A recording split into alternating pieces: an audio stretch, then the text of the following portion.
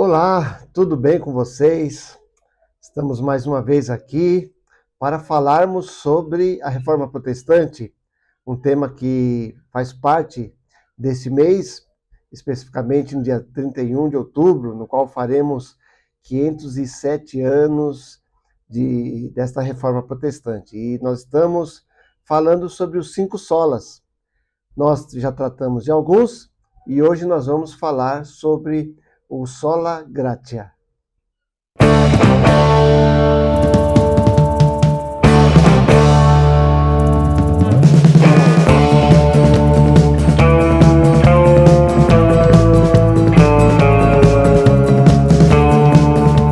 Sola Gratia, somente a graça. Foi muito importante para os reformadores darem essa ênfase, porque o que estava acontecendo na época, na Idade Média, era que a igreja detinha o poder e a autoridade sobre os fiéis.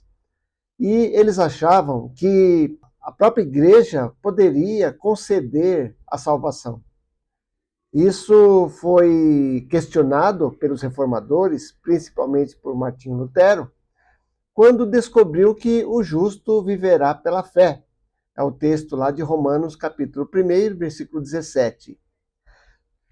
E nós aprendemos também, e essa ênfase foi dada pelos reformadores, principalmente quando lemos Efésios capítulo 2, versículo 8, quando diz: pela graça sois salvos, mediante a fé, e isto não é de vós, mas é um dom de Deus, e não por obras, para que ninguém se glorie. Por que isso? Porque o que estava em voga no momento era que as obras tinham um valor muito grande, as pessoas tinham que praticar obras, as pessoas tinham que fazer atos de caridade, de bondade, para que assim pudessem adquirir o direito de serem salvos, o direito de estarem diante de Deus. Mas os reformadores não entenderam assim. Eles acharam por bem não apenas questionar esta ação da igreja, mas também reforçar o fato de que nós somos salvos através de Cristo, pela fé, né, e pela graça. O que é graça? Graça é o favor imerecido, nós não merecemos. Não depende de nós, não depende das obras, não depende de atos caridosos que porventura possamos fazer. Então, um dos lemas que vieram a definir o ensino da reforma era a sola gratia, juntamente com os outros princípios que nós estamos estudando todas as semanas. Esse princípio vem do momento em que nós descobrimos que para ter a salvação em Cristo, nós poderemos diretamente ter acesso a Deus pela fé e crer em Cristo para nossa salvação. Isso não depende das nossas obras.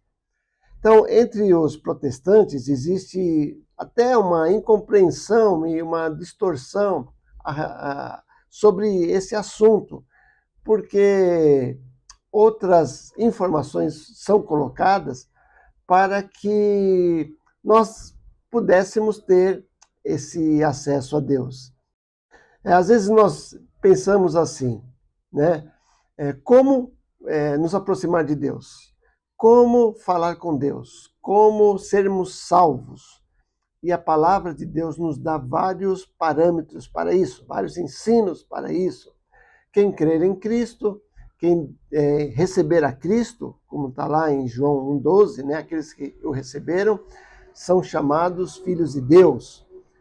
Mas nós, muitas vezes, pensamos que, além disso, nós precisamos fazer alguma coisa para que essa salvação seja realmente efetivada. O que nós aprendemos na palavra é que primeiro nós cremos em Cristo, nós adquirimos a salvação pela fé, né? E depois nós fazemos as obras. Porque as obras vêm acompanhadas, as obras vêm depois e não antes da salvação. É muito interessante porque lá na Idade Média, a gente vê ali um ensino de que a igreja tem o poder de salvar, a igreja tem o poder de interceder, a igreja tem o poder de perdoar os pecados, e não é isso que nós aprendemos pela palavra. Então, vamos entender o que significa sola gratia, para nós tirarmos todas as dúvidas e entendermos um pouco, não apenas o pensamento dos reformadores, mas também para a nossa vida nos dias de hoje. Então, um dos lemas mais importantes da reforma do século XVI é a frase latim que diz assim: post tenebras lux, ou seja, depois da escuridão, a luz. Isso é um contraste com os ensinos e a corrupção que a igreja vinha tendo, né? Estava vivendo. Então, os reformadores acharam que estavam redescobrindo a luz do Evangelho de Cristo. Por isso, depois da escuridão, a luz. E isso baseou esses reformadores a formularem esses princípios básicos que nós estamos estudando, os solas, os 5 solas. E um deles é a sola gratia, ou seja, pela graça somente. Para os reformadores, a doutrina da sola gratia era fundamental para um entendimento bíblico e correto sobre a salvação em Cristo Jesus. Martinho Lutero disse acerca disso o seguinte: nenhum homem pode ser completamente humilhado até que saiba que a sua salvação esteja absolutamente além dos seus próprios poderes, ou dos seus recursos, esforços, vontade e obras, e depende inteiramente na escolha, vontade e obra do outro, a saber, de Deus somente. Então, ele se aproxima da graça e pode ser salvo. Essas são as palavras de Martinho Lutero. Na verdade, para Lutero e para o resto dos reformadores, qualquer deturpação da doutrina da sola gratia, ela contrabandeia sutilmente o esforço humano pela porta de trás. Ou seja, é por essa razão que o entendimento correto da sola gratia é muito importante para os cristãos hoje. Então, nós precisamos entender a verdadeira pureza do Evangelho. Isso está sendo colocado em jogo. Era colocado em jogo nos tempos da Reforma e hoje também, com adições a respeito da salvação, ou seja, elementos que são inseridos para que as pessoas pudessem ter acesso a Deus. Isso não é mais necessário.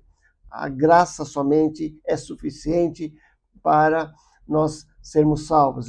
Deus nos salvou, mesmo sendo nós pecadores. Isso está lá em Efésios, capítulo 2, versos 1 e 2, que diz assim: ele vos deu vida, estando vós mortos em vossos delitos e pecados. Então, isso é essencial, nós precisamos ter em mente sempre essa condição que o Senhor nos dá. Para que possamos ser salvos, precisamos crer em Cristo e recebermos a salvação pela fé, através dessa graça maravilhosa que não é para nós, né? Não precisa de nós fazermos algo ou termos merecimento, não é merecida. Mas vamos ver assim, antes de entendermos o que significa sola gratia, vamos ver o que não significa, o que não é. Em outras palavras, sola gratia não significa que Deus realizou a maior parte da obra para a nossa salvação e ainda resta um pouquinho para nós fazermos, para nós contribuirmos. Isso é uma inverdade, isso não serve para nós. A graça de Deus é completa e ela é suficiente para a nossa salvação. Isso faria, se esse pensamento fosse verdade, faria com que as nossas obras seriam necessárias, e elas não são, porque a nossa salvação não depende da ação humana, mas sim unicamente de Deus através de Jesus Cristo. Então, a sola gratia não implica que a salvação foi alcançada por Deus de forma objetiva, sem considerar a dimensão subjetiva. Ou seja, a sola gratia não nos ensina que Cristo comprou a salvação separada da salvação para você. A redenção é sempre específica e pessoal. A redenção, ela é voltada para o homem, para cada um de nós. Quando nós cremos em Jesus Cristo, Jesus já nos permitiu essa condição de estarmos na presença de Deus. Então nós não podemos falsear isso ou contrabandear isso através de obras humanas. Então, a salvação, ela não é uma compra, né? Jesus não comprou nada, mas a redenção ele é vista como ele dando o seu sangue para nos dar essa condição. Isso é um sacrifício, isso é uma entrega. Jesus Cristo deu a sua vida, derramou o seu sangue por nós. Alguns cristãos creem que as pessoas vêm a Cristo por sua livre e espontânea vontade, então Deus soberanamente as preserva na fé. Outra coisa também que não depende de nós, nós precisamos ir sim a Cristo, mas antes disso, Cristo já veio atrás de nós, né?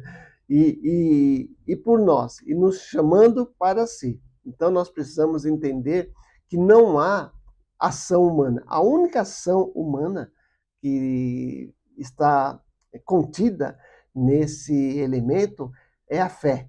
É a fé, é você crer apenas, né? Mas não precisa fazer nada. Você tem que crer, entregar a sua vida e confiar na salvação em Cristo Jesus. Então, tirando esses elementos negativos, o que é realmente sola gratia? É que Deus já realizou tudo o que foi necessário para a nossa salvação. A salvação não é uma ação abstrata, mas uma redenção graciosa realizada diretamente para você. Desde a eternidade, o Deus triuno concordou em aliança salvar o povo para si mesmo. Então, o Pai escolheu eleger um povo para seu Filho, e nós fazemos parte desse povo, nós somos cidadãos dos céus, fazemos parte de um reino eterno, e o Senhor nos concedeu isso através de Jesus. E o Filho concordou em assegurar a salvação para esse povo. Então, nós fazemos parte de uma nação celestial. Então, não pertencemos a esse mundo, estamos aqui de passagem, temporariamente, e Deus tem sim um propósito para a nossa vida. E além disso, o Espírito Santo aplica a salvação a esse povo. Então, olha só que obra maravilhosa. Deus amou o mundo de tal maneira que deu o seu Filho. Jesus Cristo obedeceu, morrendo a morte terrível, morte na cruz, para nos dar essa condição. E mesmo quando ele foi assunto aos céus, ele deixou o Espírito Santo para nos ensinar, para nos ajudar a ter essa comunhão, ele intercede por nós. Então a obra da Trindade está contida no processo de salvação. Então a salvação foi decretada para o seu povo e conquistada através da fé, né? Obrigado, Senhor Deus, por causa disso. A salvação é baseada no puro e gracioso amor de Deus, tão somente no amor de Deus, porque se baseasse em nós, nas nossas vontades, certamente nós não teríamos condição de nos aproximar do Pai. Então, a sola gratia significa que a salvação se baseia apenas no amor puro e gracioso de Deus. Isso é maravilhoso. Então, Paulo explicou que a salvação dos eleitos não é baseada em obras ou decisões humanas, como nós já afirmamos. Essa salvação é creditada à misericórdia graciosa de Deus, distribuída a quem Ele quiser. Então, Ele dá a quem Ele quiser. Ele deu o seu Filho para que todo aquele que nele crê não pereça. Ou seja, aqueles que creem em Cristo não perecerão. Não são todos, né?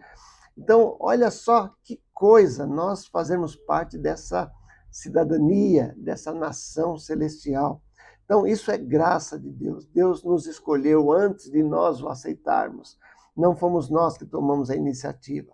Foi o próprio Deus que se colocou à disposição do seu povo. Então, sola gratia significa do início ao fim, salvação é do Senhor. É do Senhor, não é nossa.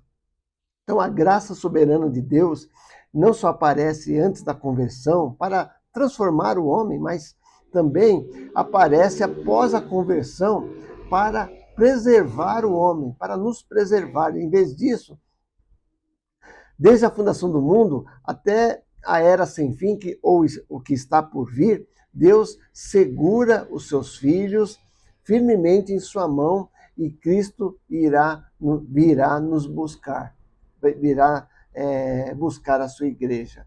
Então não é apenas, a graça não se faz apenas no sentido de salvar o homem, mas também de nos preservar com ele. Isso é maravilhoso, ou seja, nós estamos todo esse tempo, depois de nossa conversão, vivendo integralmente para o Senhor, dando a nossa vida para o Senhor, e isso faz parte da graça de Deus, porque Deus nos conserva, Deus nos preserva, Deus nos guarda, Deus nos protege, isso faz parte da sua graça. Então, do início ao fim, a sola gratia é um dos ensinamentos mais nobres e doces que a Escritura nos dá. Lutero também explica dessa forma, ele escreve assim: se Deus opera em nós, a vontade é mudada, e sendo gentilmente soprada pelo Espírito de Deus, ela novamente deseja e age por pura vontade e inclinação, e por vontade própria, não por compulsão, de modo que não pode ser desviada por qualquer oposição, nem ser superada ou compelida até mesmo pelas portas do inferno, mas continua desejando e se deleitando e amando o bem, assim como antes desejava, se deleitava e amava o mal. Então, Lutero, ele faz essa análise, né, sintetizando exatamente o que significa a graça de Deus. Antes nós amávamos o mal, fazíamos coisas erradas, não tínhamos acesso a Deus, mas pela graça de Deus, por amor, tão somente pela sua misericórdia, ele nos trouxe para si e nos deu essa condição de estarmos na sua presença. Então, o que nós devemos dizer a respeito disso? Como poderemos responder a tão grandiosa salvação? Então, a única resposta diante disso é nos prostrarmos diante de Deus com humilde admiração e clamar com gratidão: Senhor, eu te agradeço. Eu agradeço pela minha salvação, agradeço pelo teu amor, pela sua misericórdia. Agradeço porque eu não sou merecedor, eu preciso dessa graça todos os dias, porque nós pecamos, somos pecadores, falhamos, mesmo depois de termos o acesso a Deus, mesmo depois de termos o conhecimento da palavra, nós erramos, porque somos falhos. Paulo mesmo diz que nós temos uma natureza pecaminosa, uma natureza que nos inclina para o mal, mas o Senhor nos dá condição, através da sua graça, de nos mantermos firmes. Isso é muito maravilhoso, de segurar nas nossas mãos, como o salmista está dizendo lá, ele tirou-me da perdição e me firmou os pés sobre a rocha. Então, assim é realizado o processo de salvação na nossa vida. Então, não é somente crer em Jesus para a salvação, mas saber que a graça nos acompanha durante toda a nossa vida, nos perdoando, nos ajudando, nos proporcionando uma vida abundante através de Cristo Jesus. E então, isso é graça, né? E a sola gratia tem esse fundamento. Então, apegue-se mesmo nesse princípio, creia no Senhor Jesus, creia no Senhor, entregue a sua vida a Ele a cada dia, nunca se esqueça de que Jesus Cristo morreu por você e Ele tem um amor grandioso por cada um de nós. Então, que Deus assim nos abençoe, que Deus esteja colocando essa palavra em nosso coração e nos ensinando cada vez mais. Que você reconheça a sola gratia na sua vida, em nome de Jesus. E ficamos por aqui. Semana que vem estaremos trazendo mais um sola, né, desses princípios básicos da Reforma Protestante. Que Deus assim nos abençoe e até a próxima, se Deus quiser. Até lá.